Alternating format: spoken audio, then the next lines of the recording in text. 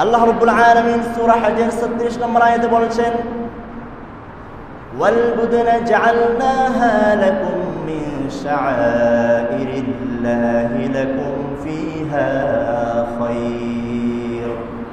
রব্বুল আলামিন অত্যন্ত সুন্দরভাবে জানিয়ে দিচ্ছেন সমস্ত বান্দাদেরকে, ইমানদারদেরকে, ওয়াল বুদনা জাআলনাহা লাকুম, যে কোরবানির উট তোমরা কোরবানির জন্য নির্ধারণ করেছ, জাআলনাহা লাকুম, আমি এটিকে বানিয়ে দিয়েছি, পরিণত করেছি, মিন শাআইরিল্লাহ, আল্লাহ রাব্বুল আলামিনের নিদর্শনাবলীর অন্তর্ভুক্ত করে দিয়েছে এই কোরবানির পশু।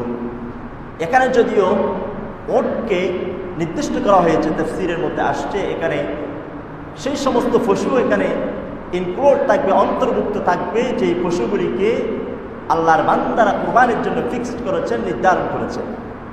তাহলে এটি সুস্পষ্ট যে আমাদের যে কোরবানির পশুগুলি রয়েছে, সমস্ত পশুগুলি আল্লাহ রাব্বুল আলামিন আল্লাহর নিদর্শন হিসেবে ঘোষণা করেছেন। আল্লাহ রাব্বুল আলামিন বলছেন, আমি কোরবানির পশুগুলিকে আমার নিদর্শনাবলীর মধ্যে অন্তর্ভুক্ত করে দিয়েছি, লাকুম ফিহা খায়র, এবং আমার বান্দাদের জন্য এই পশুগুলির ভিতরে অনেক কল্যাণ এবং বরকত আমি রেখে দিয়েছি। সুবহানাল্লাহ বিহামদি।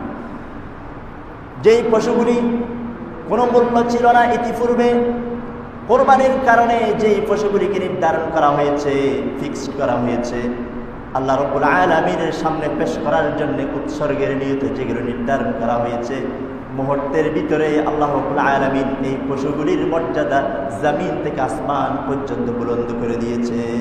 সুবহানাল্লাহ বিহামদি। ছোট্টখানি কথা নয়, আল্লাহ রাব্বুল আলামিন যেখানে পশুগুলিকে এত বেশি সম্মান মর্যাদা দিয়েছেন, যারা এই পশুগুলিকে কোরবানি করছে খলুসিয়তের সহিত, তাদের মর্যাদা আল্লাহ রাব্বুল আলামিন কতখানি বৃদ্ধি করে দিয়েছেন। এবং এই কোরবানি করার সুস্পষ্ট পদ্ধতি আল্লাহ রাব্বুল আলামিন পরবর্তী অংশে বলছেন।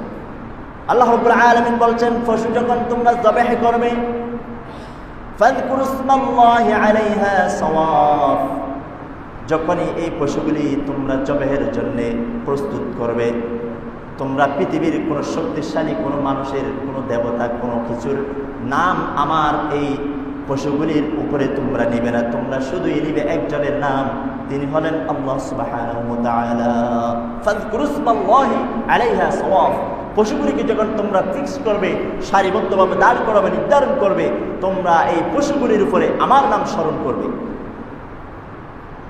আল্লাহ রাব্বুল আলামিন সমস্ত মানুষের জন্য এই দুনিয়ার অন্যান্য সব বিষয়গুলোকে বিলাসের বস্তু বানিয়ে দিয়েছেন। চাইলে আমরা যে কোনো হালাল পশু গ্রহণ করছি, চাইলে যে কোনো কিছু আমরা ভোগ করতে পারছি, এই সুযোগ আল্লাহ রাব্বুল আলামিন আমাদেরকে দিয়েছেন।